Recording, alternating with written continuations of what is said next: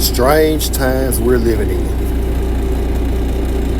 Welcome to the All Hard Grit and Grind channel. We're going to talk about these strange times. So, aren't we off to a wild start for 2025? First, we had the wildfires in California, Southern California, in which the death toll was around 31 or 32. At first, I was thinking this was one of the worst wildfires I ever heard of in California. But then I did my little research, and back in the early 1900s, there were fires that claimed 300 lives, 400 lives, and destroyed thousands or even 1 million acres of land. Now, I'm not sure if the layout was different back then, or the population was more dense in California back then. I'm not sure, but maybe they got better at containing fires as time progressed. Maybe that's what it is, but I was going to start off with that as far as me talking about how strange times have become, but I can't use this one because there have been fires that are far more worse than this one, the more recent one. Even the one in 2018 had a higher death toll and caused more damage than the most recent one this year. But so I can't go with that one. But I can go with the fact that it's funny how on the west was being set ablaze with fire. On the opposite side of the country, in the south, most specifically the Gulf Coast, it's being put on ice. I mean, coastal areas were being hit with blizzards and covered in snow, beaches covered in snow. People taking pictures of the beach, but instead of golden or beige looking sand, we're seeing white snow.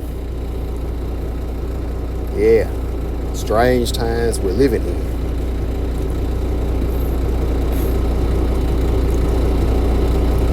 And let's get to the political side of things. We got presidents being elected that have been convicted of a felony 34 times.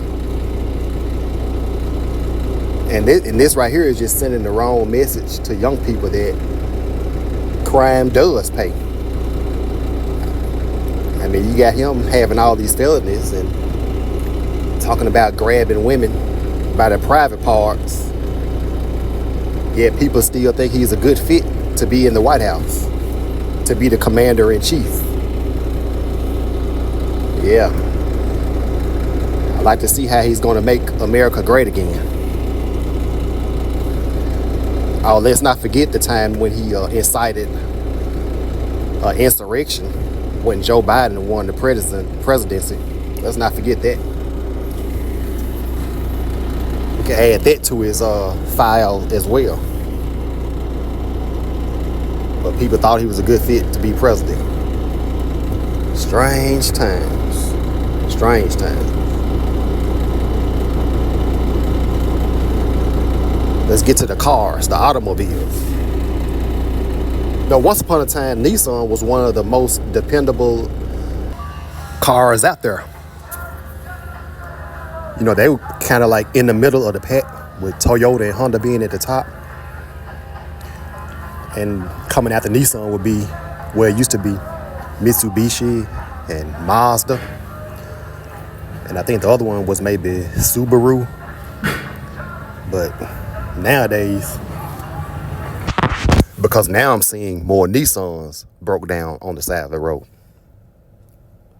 I mean, the Nissans that are built between 2004 and 2009. And I'm thinking, should they have just kept their car's production in Japan and avoiding coming to the U.S. and building manufacturing plants in Mississippi, Texas, Tennessee? Because when you bring them over here, their import is no longer an import, right? It's a domestic vehicle. So when you switch that up, the quality of the vehicle is going to drop. And I thought the Japanese was so smart. I don't know. So that's why I say strange times we're living in. And let's not forget about the Infiniti, which is the luxury brand of Nissan. Now, these cars don't tend to break down as much as Nissans do, but they tend to be the car of choice for carjackers, burglars, robbers, store smash and grabbers. Every time you see them on the news, every time you look at the news and you see somebody getting caught on camera, carjacking or robbing somebody, they always seem to be getting away in an Infiniti, in an older model Infiniti between 2005 and 2009. It never fails. And of course, that car will have drive-out tags, better known as temporary tags. You know, where I'm from, we call them drive-out tags because when you buy it on a lot, you need some type of tag to drive it out of the lot. But in most places, they're called temporary tags. But that's beside the point. That's beside the point. The point is that I used to like Infiniti. I used to like those Infiniti. They look real sleek looking, but now I don't even want one no more.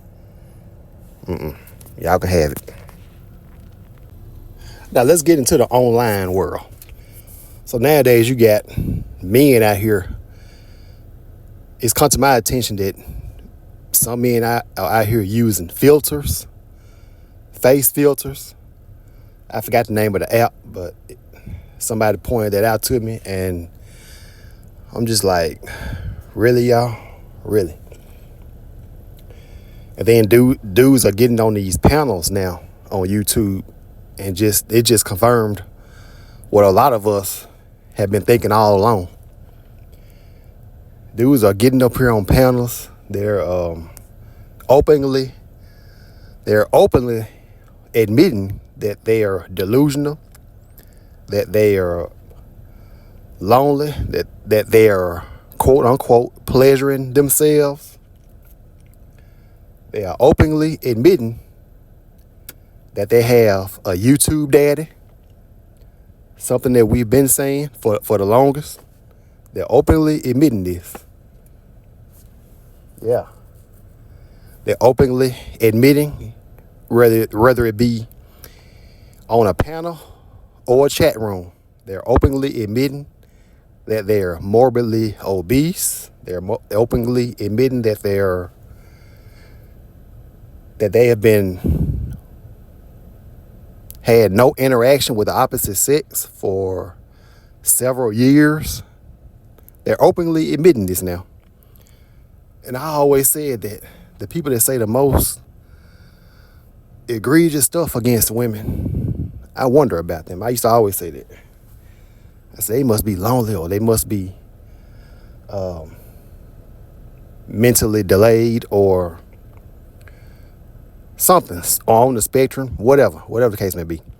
But when I heard these guys get on panels and say certain things in chat rooms, I get an epiphany. I be like, I knew it.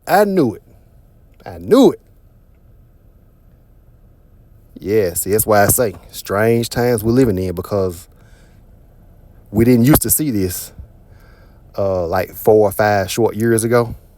We were not seeing this.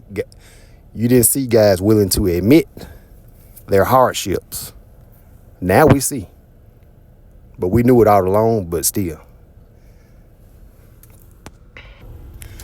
They're running around here calling women fat. I guess the public isn't supposed to know that they're fat as well.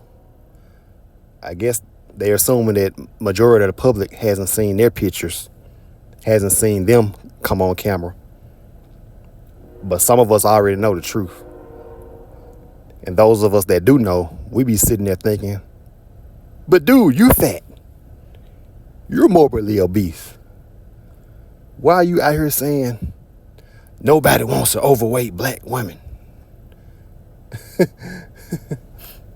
These very dudes are tipping scales, making scales just completely shut down. I mean, it's wild out here. It's just crazy. And I'm hearing about guys on the gram going on women's hair pages, women's beauty tutorial pages, and trolling, talking about women wearing weave and makeup. Why are you even there if you're a guy? Why? Let these women have their space. Wait, where your space at? Go to a man's channel. What? I just don't know what to say no more. I just don't. But like I said, strange times we're living in. I'm afraid to ask what's next.